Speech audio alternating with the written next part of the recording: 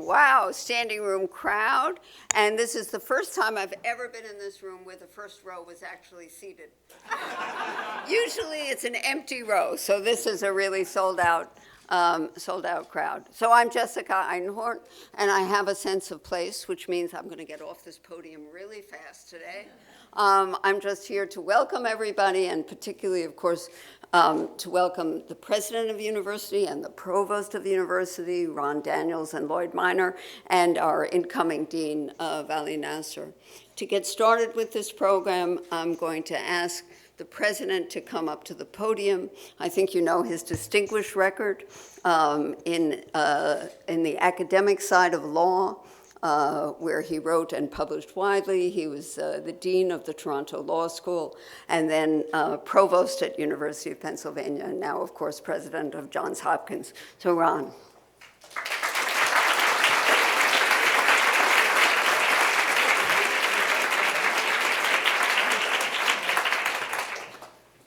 Well, good morning. Thank you for coming out this morning to welcome the next dean of the Paul H. Nitze School of Advanced International Studies.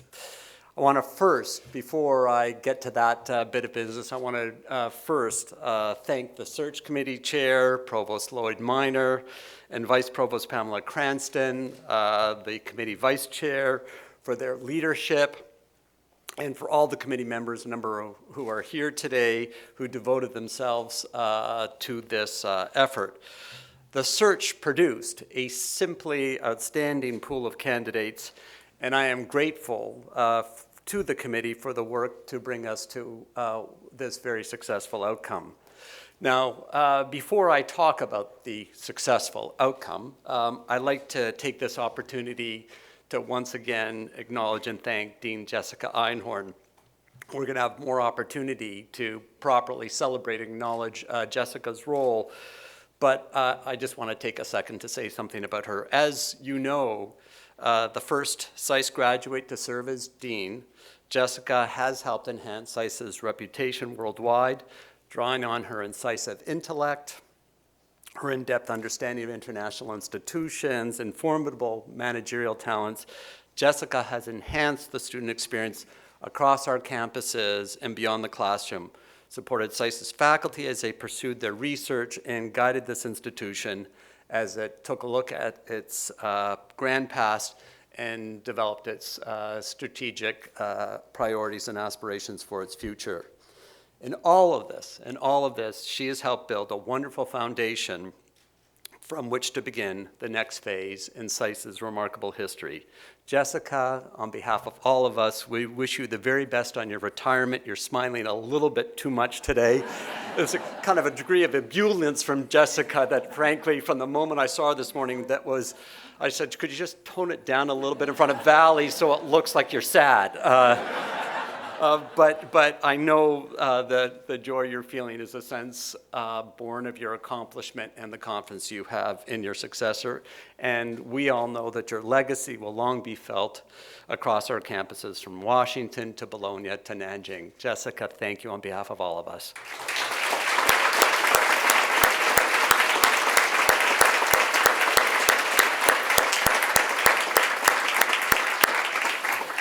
And of course, now to the main event. I am delighted to welcome Dr. Vali Nasr to Johns Hopkins and to SAIS.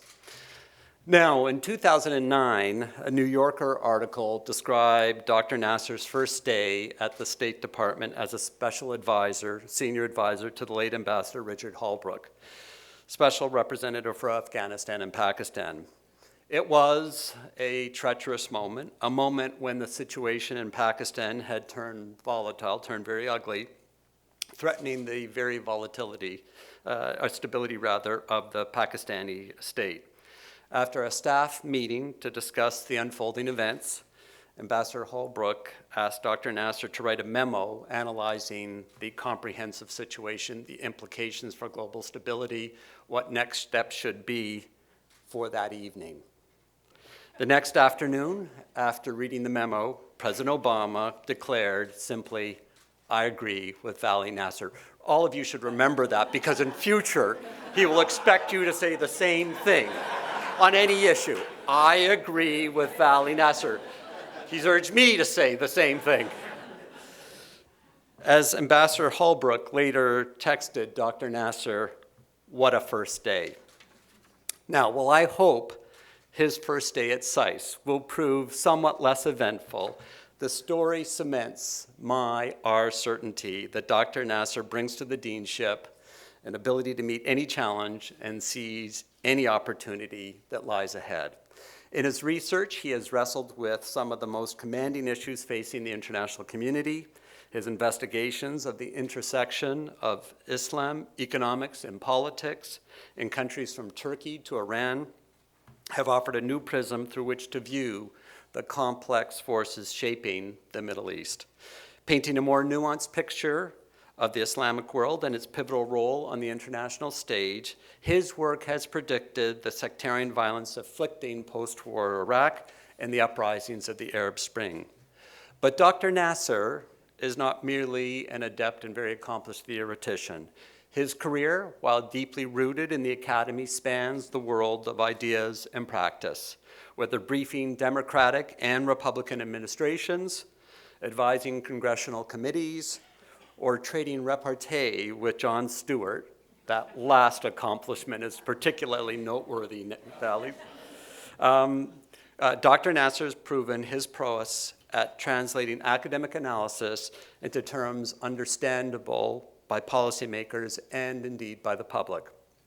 For all these reasons and many, many more, I know he will be a wonderful match for SAIS.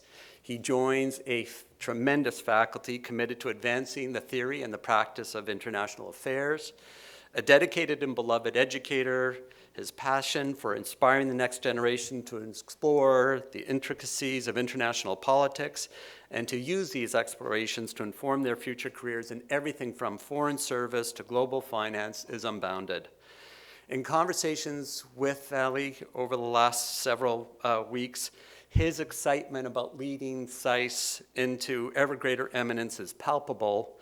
And what for me is so inspiring is the grand vision, the sense of energy he brings to all that SAIS is doing, but also a determination to link that up with the broader community that is Johns Hopkins. And Vali, I must say, as you talked about the ways in which you hope to reach out to different parts of the university, to Bloomberg, to Krieger, to the School of Medicine, and so forth, that too is something that makes us very, very excited and optimistic about in terms of thinking of the grand trajectory of this great institution.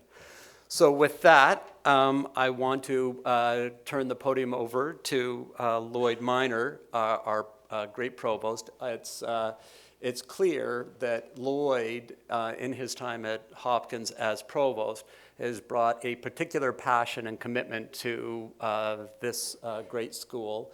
And I think it's only appropriate as chair of the search committee and someone who has spent a lot of time going back and forth between Washington and Baltimore that we ask Lloyd to actually do the final introduction of Vali. So over to you, Lloyd. Thank you all.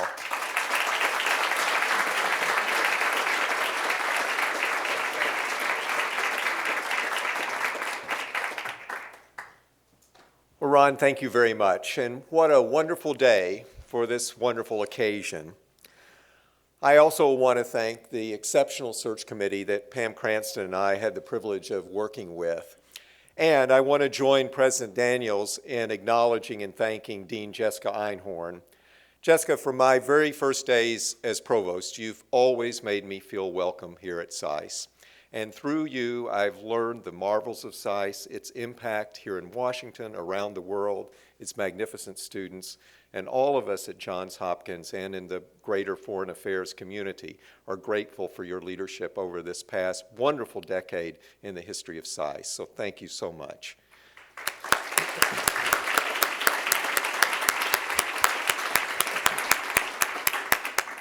Now, from the very first day we met as a search committee, when President Daniels gave us our charge, it was clear that we faced a daunting task in screening candidates for the deanship of this wonderful institution. We ask ourselves, do we seek an academic leader with a track record of excellence in scholarly achievements? Or do we search for a leader who has had extraordinary success in the public and foreign policy arena, and who could leverage that experience to maximize SAIS's ability to make an even greater impact in the world? Fortunately, we didn't have to choose between these two options. From the very first time we met with Vali Nasr, it was clear that he had all the qualities that we collectively were seeking in the new dean. So allow me to mention a few highlights. Since 2007, Dr. Nasr has been a professor of international politics at the Fletcher School of Law and Diplomacy at Tufts University, where he's a beloved and highly engaged university citizen.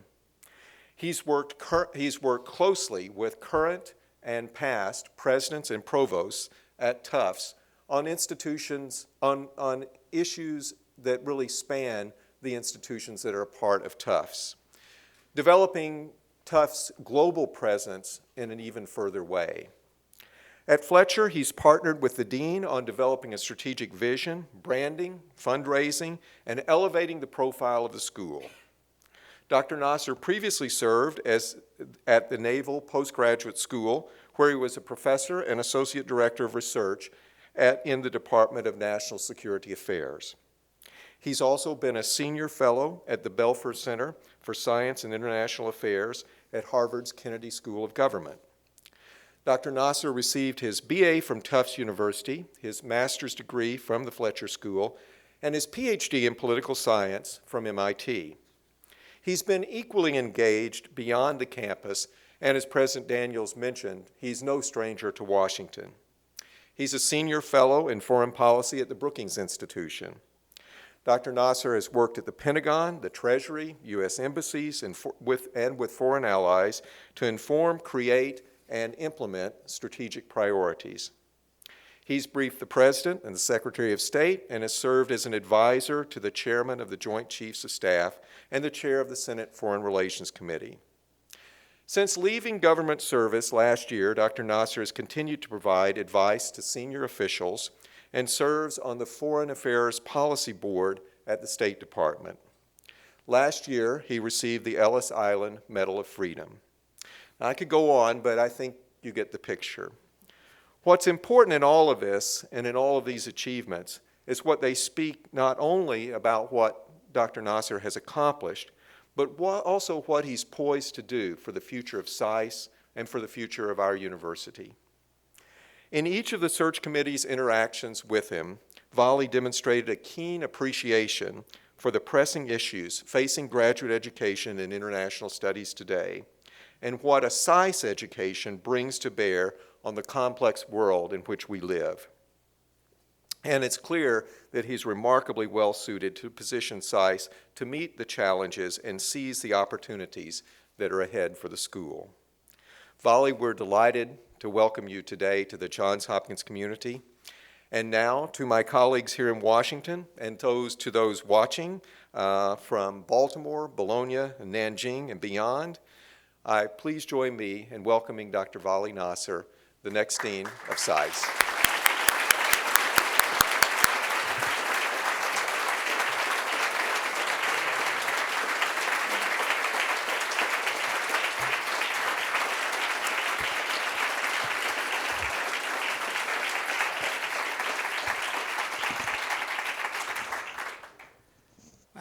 Good morning and good afternoon to Bologna and good evening to Nanjing. Let me begin by thanking both President Daniels and Provost Minor for this wonderful introduction, and to the SAIS community for their warm welcome. It's truly a happy day for me being here. I've been in this room on other occasions at student conferences and other events, but this is particularly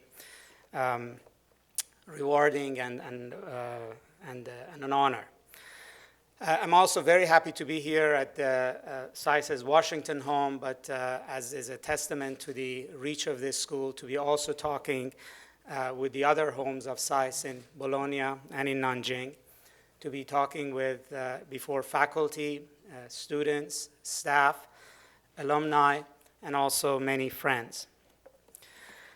Now, this is a great honor that Johns Hopkins and SAIS have bestowed on me to serve as the next dean of this great institution, and in particular to follow in the footsteps of distinguished line of leaders, most recently Dean Jessica Einhorn. This is truly an exceptional and exciting opportunity. It is also a very important responsibility. What this institution has achieved and what it will continue to achieve matters to this country, and it matters enormously to our world. Ours is an interesting and challenging era. It is a time of changing economic fortunes in Europe, in Asia, in the United States. It's a time of shifting balance of power from old powers to new emerging powers. It is a time of security challenges and global challenges that involve the future of our climate, access to water, to energy, to issues of poverty. It is also a time of great opportunity. There's a lot of opportunity in this mix of new technologies and greater communication, forging new and important partnerships, and tapping into new social capital built across classes, continents, and cultures that embrace diversity and bring more women, more youth, and more minorities into the discussion. Now, the task of running the world in this challenging era of understanding its problems and addressing them in innovative ways, exploring opportunities to create peace and prosperity starts here in institutions that do the job of training the future leaders in international relations, places such as SAIS. This is where the intellectual capital for thinking about global issues and crafting policies around the world forms. This is where tomorrow's leaders, those who will take the helm in government, in NGOs, in international institutions, and private enterprise, get their training. This is also where those who come up with innovative ideas and new practical ways to solve global problems, large and small, learn about history, culture, economics, society, and hone their analytical skills and practical knowledge. Now, SAIS has been a leading light in this field. It has set the standard for education in international relations for generations, and it has trained many world leaders in the process. What attracted me to this opportunity when I first heard about it and engaged the search committee was that I firmly believe that education in international relations, what SAIS does and does very well, has a distinct and fundamental contribution to make to shaping the vision of the future and to bettering the world that we live in. The larger the challenges and the bigger the opportunities before our world, the more important role education ought to play. And SAIS is uniquely qualified to continue to take the lead. It has an excellent faculty and enterprising and accomplished students. SAIS is truly global with a unique footprint that extends over 3 continents. The world is represented in its student body and in its curriculum. I think SAIS is perfectly situated at the cross-section of academia and public policy. It embraces diverse disciplines, from economics to foreign policy to the study of energy, and then puts these functional knowledge areas side by side with a serious study of history, language, and culture of key regions of the world. And that is genuinely unique among its peer among schools that do international relations and its peer institutions. I also believe that SAIS is fortunate, truly fortunate, to be part of a larger family of Johns Hopkins University. And it is in its collaboration with its sister institutions and as part of Johns Hopkins University's larger academic ecosystem that SAIS ought to pursue its mission and realize its goals. And there is genuine opportunity in creating innovative ways of thinking about global issues that cut across economics, foreign policy, healthcare, and varieties of other assets that Johns Hopkins has and SAIS has to offer as well. Now, this vision to me was represented at its best in the diversity of the search committee and the way in which it worked together and raised issues that was relevant at the same time to SAIS and Johns Hopkins. And I think nothing advertised the excellence of both institutions and also the vision than the way in which the search committee approached its task of finding the next dean of Johns Hopkins. Of SAIS at Johns Hopkins. Over the years, I've known many among SAIS's distinguished faculty. I've worked with them, been at conferences with them, read their work. And I've known also many students. Before they came to SAIS, I wrote many recommendations for them to come here. During the time they were SAIS, I talked to them about what they were doing and where they wanted to go, and after they left SAIS. And I also had the privilege, particularly at the State Department, of working closely with many of SAIS's fine alumni. And that's the reason, actually, through the students, why I have the highest regard for this institution. I was most interested in this opportunity. Now, in the past months, I've also learned a great deal more about SAIS and Johns Hopkins from extensive discussions with members of the search committee, with Provost Minor, and with President Daniels. Those interactions confirmed my belief in both the excellence and the vast opportunity that is before SAIS. Now, more important in some ways, I think the warm and engaging nature of our exchanges also convinced me that this school and this university is a close-knit family, a family of accomplished people with very diverse interests, but united in their commitment to realizing one goal, which is excellence in education and public service. It is a privilege to now be a member of this family. Thank you.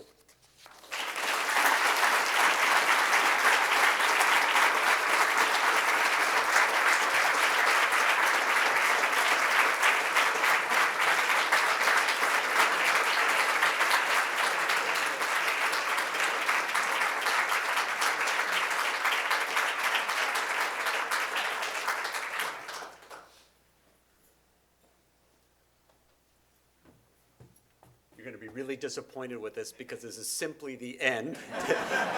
There's no more profound words. One would not want to follow an act like that. Vali, again, welcome, congratulations. We're so moved by your words, by your warmth, by your vision. And let's all go outside. Jessica, there for the reception, right there. Thank you.